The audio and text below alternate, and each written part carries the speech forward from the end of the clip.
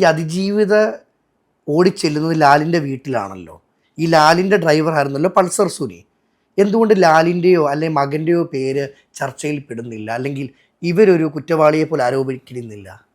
ഞാൻ നിങ്ങള് എന്നെ ഇന്റർവ്യൂ ചെയ്യുമ്പോഴേ ഞാൻ പറഞ്ഞിരുന്നു, സുനിക്ക് വേണ്ടിയിട്ടും ദിലീപിന് വേണ്ടിയിട്ടുമാണെങ്കിൽ അല്ല, ഞാൻ അവരുടെ പക്ഷമല്ല, ഞാൻ ജനങ്ങളുടെ ഭാഗത്തുനിന്ന് സംസാരിക്കുക. നിങ്ങളിപ്പോ പറയുന്നത് പ്രതികൾ നല്ലവരായിരുന്നു. പ്രതികൾ നല്ലവരാന്ന് പറയുന്നില്ല കുട്ടാ. എനിക്ക് നിങ്ങളുടെ അടുത്ത് തർക്കിക്കാനോ തല്ലുപിടിക്കാനോ, നിങ്ങളൊരു യൂട്യൂബ് ചാനൽ നടത്തുന്ന ഒരു മനുഷ്യൻ, എന്നെ വിളിക്കുമ്പോൾ നിരവധി പ്രാവശ്യം വിളിക്കുമ്പോൾ ഒരു പ്രാവശ്യം വന്ന് നിങ്ങൾക്കൊരു ഇൻ്റർവ്യൂ തരാനായിട്ട് ഞാൻ വിചാരിക്കുന്നത് ഇത്തരം, ഇപ്പം നിങ്ങൾ വലിയ സംവിധാനമുള്ള ആളുകൾ, അഡ്വക്കേറ്റിനെ തീർച്ചയായിട്ടും ഞാൻ മാനിക്കുന്നു.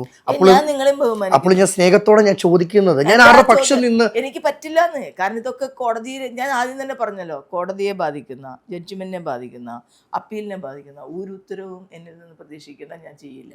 നമ്മൾ കോടതി വിശ്വസിക്കുന്ന ഒരാളല്ല അഡ്വക്കേറ്റ്. അതുകൊണ്ട് നിങ്ങൾക്ക് ഇങ്ങനെ ചെയ്യാൻ പറ്റില്ല. ഇത് അപ്പീലിൽ കിടക്കുന്ന ഒരു വിഷയമാണ്. ഇതിപ്പോ ഞാനല്ല, വേറെ അഡ്വക്കേറ്റിനോട് നിങ്ങൾക്ക് ഇത് ചോദിക്കാം. എന്നോട് അതിജീവിത അഡ്വക്കേറ്റ് ആണല്ലോ. അങ്ങനെ ചെയ്യാൻ പാടില്ല. കാരണം ഞാൻ പറയുന്ന ഓരോ വാക്കും ബാധിക്കുന്ന ആ കുട്ടീനെ ആയതുകൊണ്ട് അത് പറയാൻ ഞാൻ തയ്യാറല്ല.